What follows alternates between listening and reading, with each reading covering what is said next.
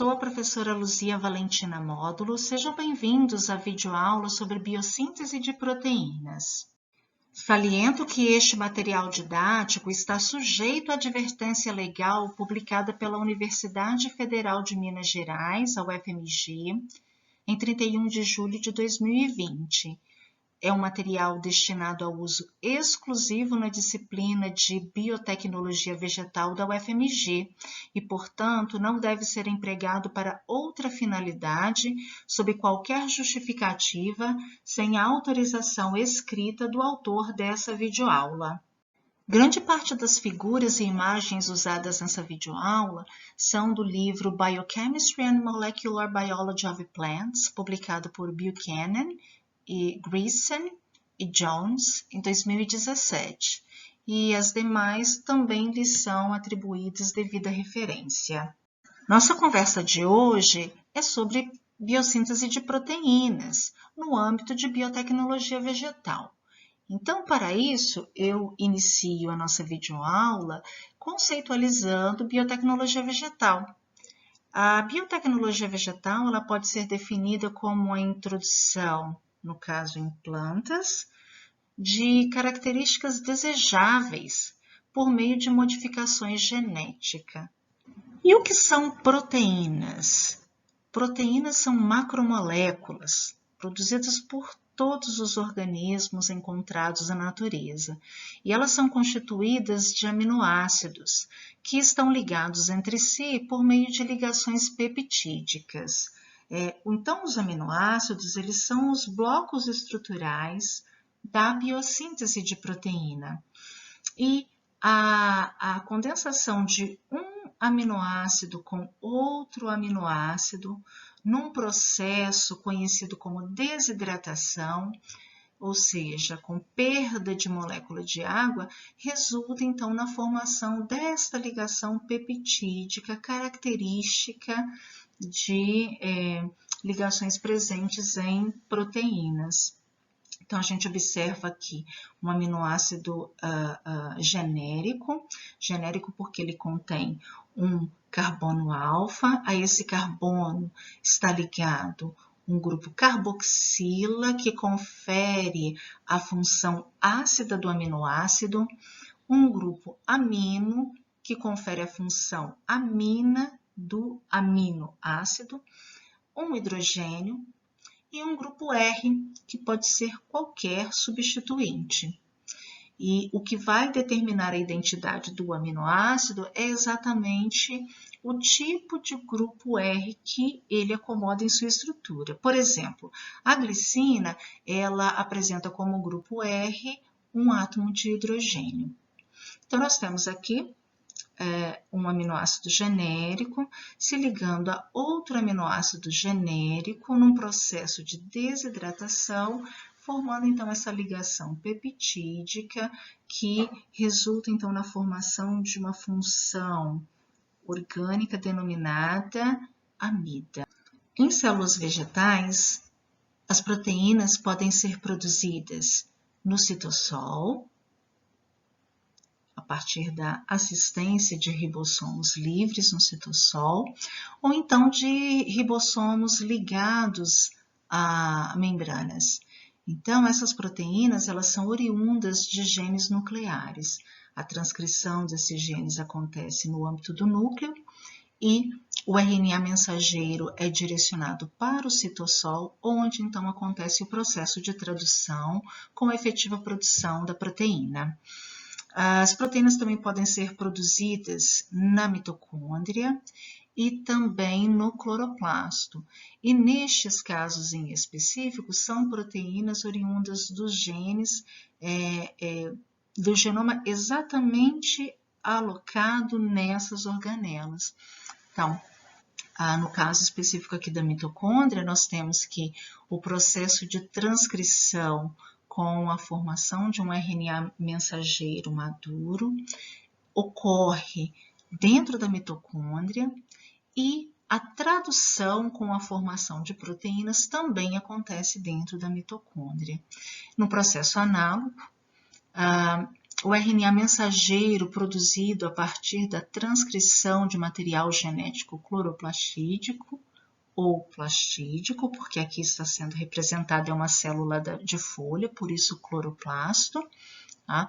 Mas se fosse uma célula da raiz, por exemplo, seria um plastídeo. Então, esse RNA mensageiro, ele dará origem a uma série de proteínas, né? A proteínas no âmbito mesmo do cloroplasto. E é importante destacar que uma proteína que foi produzida no citossol, ela também pode ser direcionada para organelas, como por exemplo o próprio cloroplasto, o plastídio, para a mitocôndria, peroxissomos. Os ribossomos são moléculas que assistem o processo de biossíntese de proteínas e, no caso específico de células vegetais, eles são encontrados no citossol, no estroma de cloroplastos e na matriz mitocondrial. Aqueles encontrados no citossol são denominados de 80S, porque são constituídos de duas subunidades, uma menor, denominada 40S, e uma maior, denominada 60S. Os presentes em cloroplasto são denominados de 70S, por serem constituídos de subunidades 30S e de subunidades 50S, enquanto que os de mitocôndria são denominados de 78S, por serem constituídos de uma subunidade menor 30S e uma subunidade maior 50S. Bom, por que o nome é número seguido da letra S? Porque está associado com o coeficiente de sedimentação dessas substâncias, né, que são substâncias bastante robustas, e de acordo com a capacidade de sedimentação delas numa solução com um gradiente de densidade, isso determina, então, qual é o tipo de subunidade que constitui aquele ribossomos. Por isso que a gente fala que um 80S, ele é constituído de 40S e 60S, mas quando a gente faz essa matemática, a gente não consegue fechar no número 80S, porque 40 mais 60 seriam, né? 100. E por que então que recebe esse nome 80S? Porque a interação entre as subunidades, na verdade, ela faz com que o volume dessa molécula não seja necessariamente o somatório do volume das subunidades individualizadas. Por isso é que a associação de uma subunidade 40S com uma subunidade 60S proporciona a formação de uma de 80S e não de 100S. Tá? O que é mais importante a gente ter em mente é que quanto maior forem essas subunidades, isso vai ser proporcional ao coeficiente de sedimentação. Independentemente do local de biossíntese de proteínas, tem-se que a primeira etapa consiste na transcrição do material genético. Então, nós temos aqui que uma dupla fita de DNA, ela vai servir como molde para a transcrição de um RNA, e esse RNA, no caso de uma biossíntese de proteínas, seria o RNA mensageiro, que é de fita simples, e a partir da tradução desse RNA, a leitura dos códons contidos nesta fita de DNA leva à formação, então, de uma proteína, aqui representada por uma proteína já com uma estrutura tridimensional.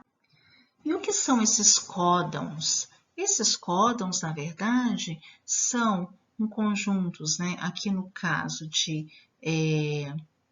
ribonucleotídeos, porque nós estamos falando da tradução, ou seja, do processo de leitura do RNA mensageiro para a tradução em proteína. Então, por isso que a gente fala em ribonucleotídeos, RNA. E nós sabemos que se trata do RNA por causa exatamente da base nitrogenada uracila, em substituição à timina, que é comum em DNA, ou seja, em desoxirribonucleotídeos. Então, o que seriam esses códons? Nós temos aqui uma roda dos códons de ribonucleotídeos que codificam específicos, né, aminoácidos específicos, e esta roda de códons, ela é lida sempre do centro para a extremidade. Então, por exemplo, nós temos aqui que este códon constituído de GGG é um códon, é uma trinca de ribonucleotídeos que, ao ser lida no âmbito do complexo ribossomal, será interpretada como um códon que codifica o aminoácido glicina, assim como o códon GGA também codifica glicina, GGC também, GGU também codifica glicina. Então, quando a gente pensa em termos de mutações, né, que é muito recorrente as pessoas falarem, olha, o processo de mutação é muito sério. Se ocorrer mutação numa célula, isso pode ser fatal para o tecido, o órgão que acomoda aquela célula. Na verdade, dependendo do tipo de mutação, realmente pode ser fatal, no sentido de que agora a mudança daquele aminoácido lá na estrutura daquela proteína recém-sintetizada faz com que a sua estrutura tridimensional fique bastante distinta da estrutura tridimensional da proteína supostamente original, e com isso ela deixa de exercer a função necessária para aquela célula. Contudo, a gente observa que, por exemplo, se no códon, né, houver uma modificação, aqui exemplificado no caso da glicina, se a modificação for no último ribonucleotídeo, não tem qualquer problema. Por quê? Porque ainda assim, aquele códon vai gerar uma leitura em que o RNA de transferência entenderá que é necessário adicionar aquela cadeia crescente polipeptídica, adicionar ainda assim um resíduo de glicina. Tá? Então, tudo depende muito de onde é a mutação. Uma mutação de ponto, ela pode ser muito crítica para uma célula vegetal, mas dependendo onde ela realmente aconteça. Tá? Então, a gente observa que nós temos várias combinações, né, de ribonucleotídeos que vão codificar aminoácidos bastante específicos, né?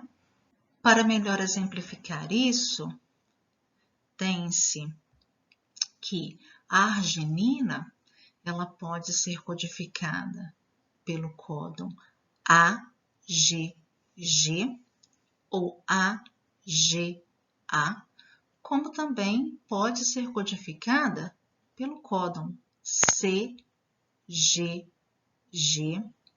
CGA, CGC e CGU. No processo análogo, a serina também pode ser codificada por AGC, AGU ou UCU, UCC, UCA, UCG.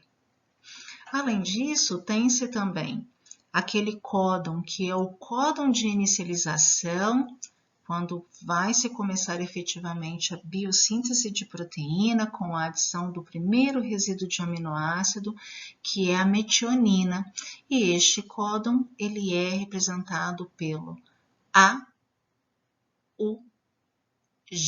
que codificam a metionina, além dos códons ditos códons de parada, quando o complexo ribossomal, juntamente com um RNA de transferência, encontram códons tais como UAA, UAG ou UGA, o sistema entende que se tem que finalizar aquele processo de biossíntese. O processo de biossíntese, então, chega-se ao fim. E aproveitando, então, esta imagem, reforçar para vocês que cada aminoácido ele recebe um nome específico e que normalmente é representado por 3 letras. Então, no caso aqui do ASP, ou por uma única letra do alfabeto, no caso aqui a letra D, é o indicativo de que se trata do aminoácido aspartato, enquanto que o GLU, ou a letra E maiúsculo, indica que se tratar do aminoácido glutamato.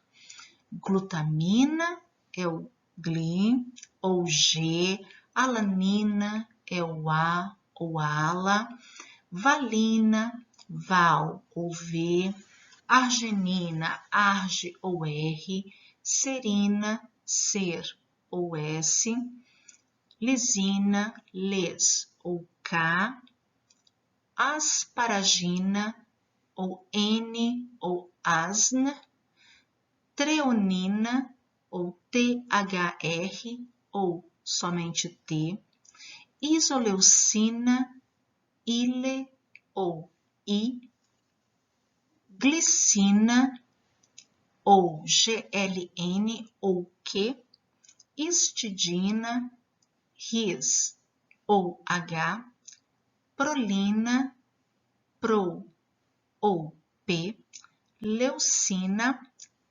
L ou LEU, triptofano, TRP ou W, cisteína, CIS ou C, tirosina, TIR ou Y, fenilalanina, PHE ou F.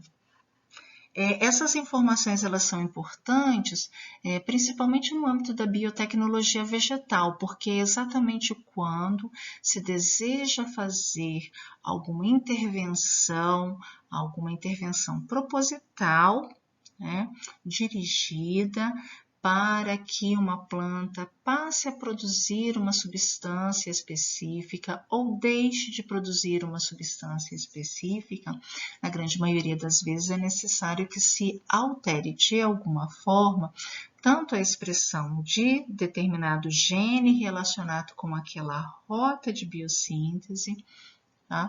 E concomitantemente, né, e consequentemente, isso resultará também na alteração da produção de proteínas oriundas da tradução daquele gene. Isso na grande maioria das vezes, embora a gente saiba também que é possível, por meio de microRNAs, tá? E fatores de transcrição, que são, na verdade, elementos que não são traduzidos à proteína, também influenciarem na biossíntese de substâncias de uma maneira geral. Bom, mas para título de biotecnologia vegetal, é muito importante conhecer esses códons de tradução e as letras e siglas correspondentes a cada aminoácido, principalmente quando a gente tem a intenção de fazer uma mutação de ponto para propositalmente modificar um aminoácido numa posição específica naquela cadeia polipeptídica que é o alvo. Chegamos ao fim dessa videoaula. Essa é a referência bibliográfica, é o referencial teórico utilizado para subsidiar esse nosso diálogo na videoaula de hoje. Agradeço a todos por assistirem e bons estudos.